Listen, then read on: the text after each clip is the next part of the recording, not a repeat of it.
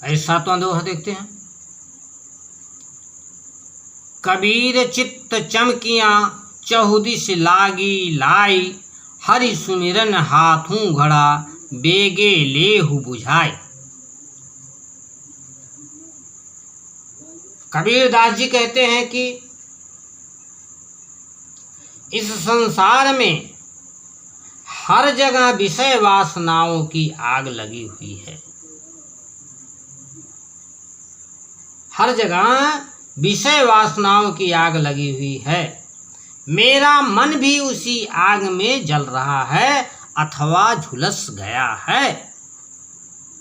अपने मन को संबोधित करते हुए संत कबीर कहते हैं कि हे मन ईश्वर के सुमिरन रूपी घड़े को हाथ में लेकर के उस जल से शीघ्र ही विषय वासनाओं की आग को बुझा लीजिए। तात्पर्य है कि ईश्वर के नाम स्मरण से ही इन सारी विषय वासनाओं से छुटकारा पाया जा सकता है। आइए 8वां देखते हैं।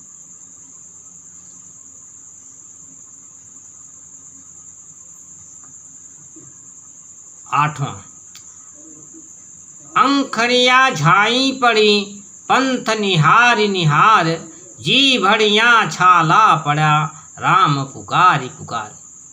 अंखड़िया झाई पड़ी, कबीरदास जी का कहना है कि राम के रथ पथ को देखते देखते इंतजार करते करते आंखों में झाई पड़ गई और राम के नाम को जपते जपते भजते भजते जीवा में छाला पड़ गया।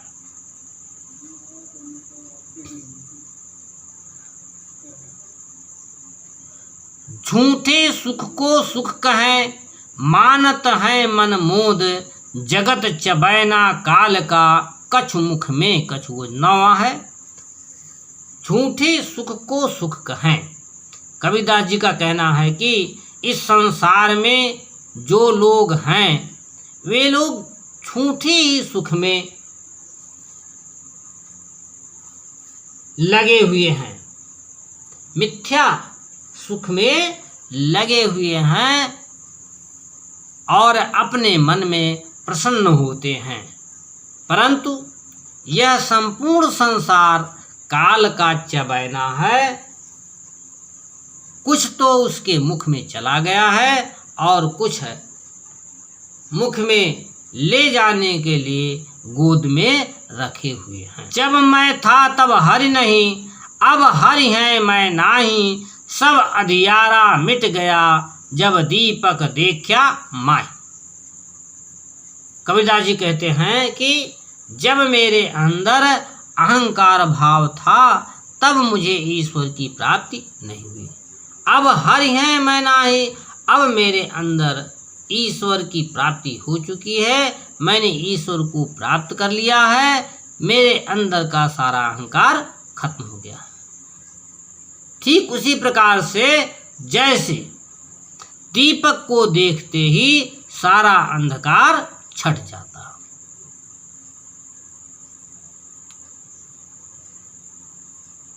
आइए अगला देखते हैं।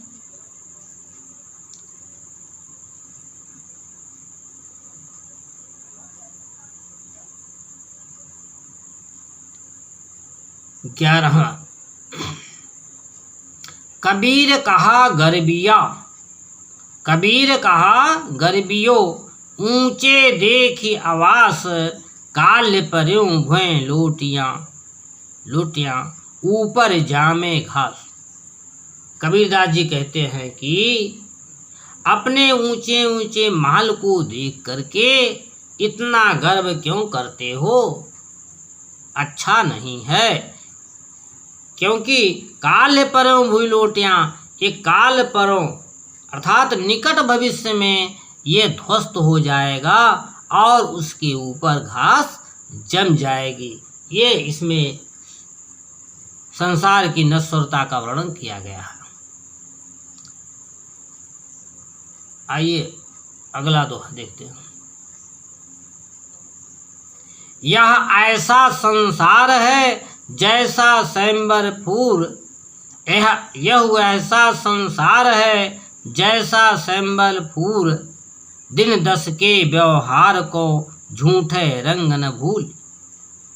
कबीरदास जी कहते हैं कि यह संसार स्वयंवर के फूल की तरह से है। कहने का अर्थ है जिस तरह से स्वयंवर का फूल देखने में बहुत ही सुंदर और लुभावना लगता है, आकर्षक लगता है, परंतु उसमें कोई गंध नहीं होती है, परंतु उसमें कोई सुगंध नहीं होती है। और उसकी सुंदरता को देख करके जब पक्षी उस पर मंडराता है, परंतु जब उसमें अपने चोंच को लगाता है तो वह उसमें कुछ रस प्राप्त नहीं होता है। कबीरदास जी का कहना है कि इस प्रकार से झूठे व्यवहार में और झूठे चमक में नहीं। आइए अगला दोहा देखते हैं 13वां। इह अवसर चेत्या नहीं, पशु ज्यों पाली देह, राम नाम जाण्या नहीं, अंत पड़ी मुखे।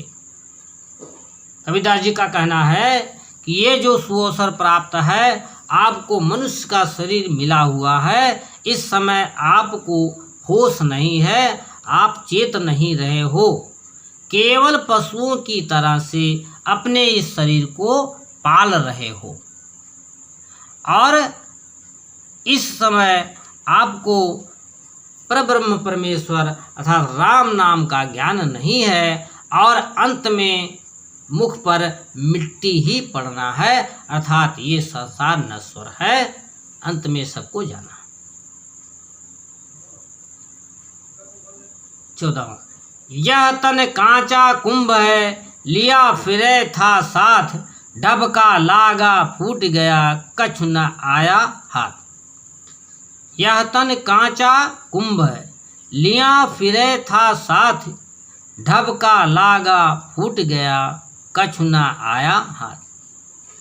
कबीरदास जी कहते हैं कि यह जो शरीर है यह कच्चे घड़े के समान है, जिसे आप साथ साथ लेकर के चल रहे हो, परंतु यह हल्के से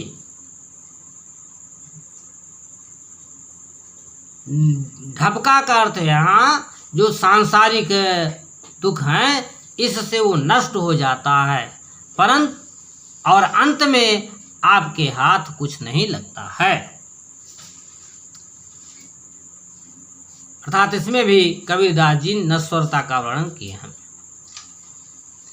कबीर कहा गर्वियो, अंतिम दोहा है। कबीर कहा गर्वियो, देही देख सुरंग, बीछड़िया मिलबो नहीं, यूं का चली भुजंग। कबीरदास जी कहते हैं कि हे मनुष्य, अपने सुंदर शरीर को देख करके, सुंदर रंग को देख करके क्यों इतना घमंड करता है। जिस शरीर को तुम इतना घमंड करते हो, जिस शरीर पर, यदि वो अलग हो जाएगा तुम्हारे आत्मा से तो वह दोबारा मिलने वाला नहीं है। जैसे सांप अपने कीचुल से निकल जाता है तो वह पुनः उसमें नहीं जा सकता है, ठीक वही हाल मनुष्य का भी है, छूटने पर वो दोबारा मिलने वाला नहीं है। आइए इसमें भी देख लेते हैं